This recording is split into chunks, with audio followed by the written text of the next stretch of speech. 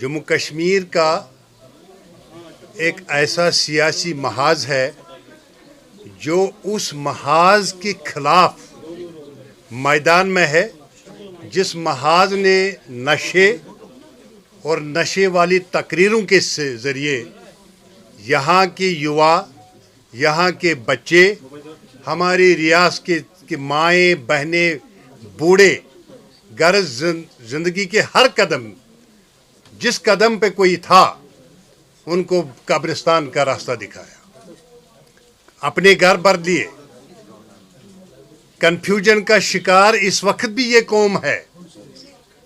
इन्होंने इतना कंफ्यूज किया हुआ है कि समझ में नहीं आ रहा कि इसको कहां से हम शुरू करते हैं। अगर इन पॉलिटिकल पार्टियों ने कुछ अच्छा किया होता तो नई पॉलिटिकल पार्टी बनाने की कोई ज़रूरत नहीं थी। कभी ये बीजेपी में जाते हैं तो फिर उनको बोलते हैं कि ये गुनाहगार हैं, खुद इनके साथ रंगरेलियां 4-4 साल मनाते हैं, फिर बोलते हैं दूसरों को गाली देते हैं ये बीजेपी के साथ है। आखिर कब तक ये लूज कैरेक्टर आप दिखाएंगे? कोई अच्छा या बुरा नहीं है, अच्छा और बुरा खुद एक बंदा होता है।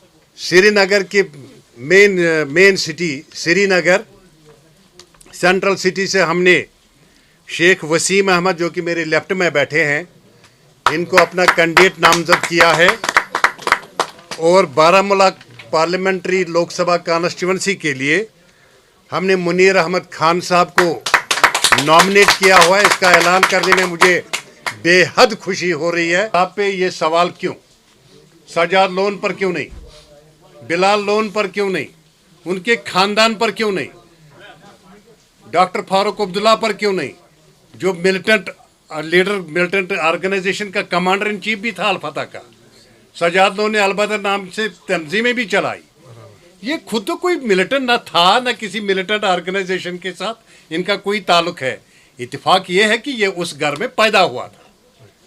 कोई एविडेंस अगर है तो मैं अपने अल्फाज से फिर माजरत मांगता हूँ।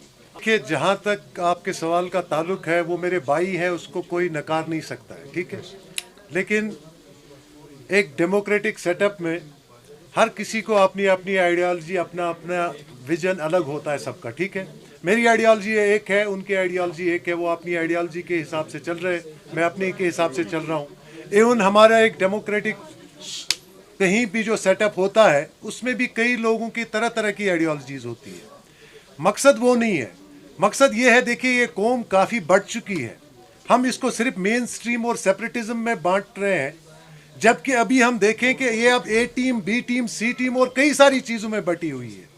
बेहतर ये होगा कि इन चीज़ों को छोड़ के, जो मैंने अभी भी कहा कि हमें एक ऐसे प्लेटफॉर्म पे आने की ज़रूरत है, खासकर हमारे यूथ को।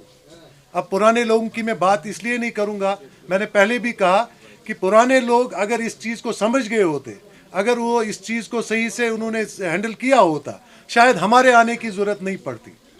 अब जबकि हमारे पास हम देख रहे हैं, जो पहले के हमारे सारे लोग रहे हैं, वो ऐसे आजमाए हुए कारतूस हैं जिनसे कोई अचीवमेंट हम हासिल नहीं कर पाए हैं, ठीक है।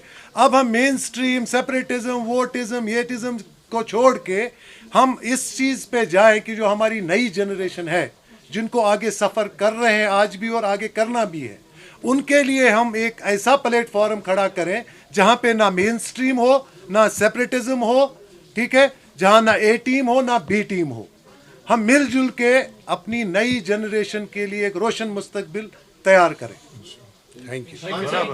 सारी पार्टियों में से देखिए, वहाँ पे मेरे भाई का ही मामला नहीं है। जब हम पूरे कश्मीर में देखेंगे, यहाँ 30 से 40 हज़ार लोग बंद हैं, एक मेरा भाई ही बंद नहीं है, ठीक है। और हमने आवाज़ तो हर चीज़ की उठानी है, खाली जेल में बंद रहे नौजवानों की बात नहीं है। मेरा सबसे बड़ा इशू है कि हमारे पास एक ट्रिपल ई होना चाहिए। जो पहला यूथ का मामला है, एक एजुकेशन का पहला मामला, दूसरा उनकी इकोनॉमी का मामला, तभी जाके हम उनके लिए एक ऐसी एम्प्लॉयमेंट जनरेट कर सकते हैं जिससे यहाँ के हालातों को हम बेहतर करने में मदद कर सकें। उधर खाली जेल का मामला नहीं है, काफ़ी सारे मामले हमारे ऊपर ऐसे हैं जिनको एड्रेस करने के लिए आज तक कोई भी यहाँ खड़ा नहीं हुआ। अगर यहाँ लोग खड़ा हुए होते, शायद मेरे खड़ा होने की कोई ज़रूरत नहीं थी। इसीलिए मुझे ये लगा कि किसी न किसी को ये शुरुआत करनी है और ये अभी हमारी शुरुआत है। आगे आप हमसे इस बारे में बात करें तो बेहतर रहेगा।